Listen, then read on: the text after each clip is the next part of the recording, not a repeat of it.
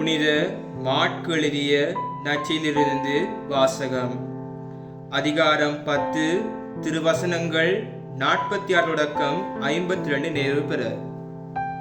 அக்காலத்தில் இயேசுவும் அவருடைய சீடரும் எரிகோவுக்கு வந்தனர். அவர்களும் திரளான மக்கள் கூட்டமும் எரிகோவை விட்டு வெளியே சென்றபோது திமேயுவின் மகன் பர்த்திமேயு வழியோரம் அமர்ந்திருந்தார்.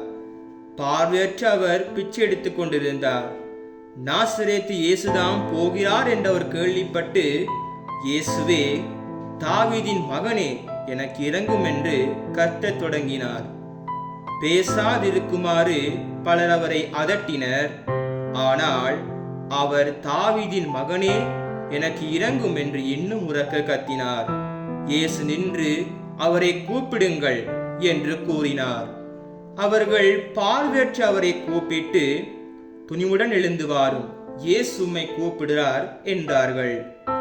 அவரும் தம் மேலுடை எறிந்துவிட்டு குதித்தெழுந்து இயேசுவிடம் வந்தார்.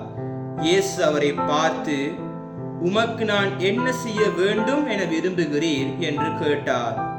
பார்வையற்றவர் அவரிடம், ரபூனி, நான் மீண்டும் பார்வை பெற வேண்டும் என்றார்.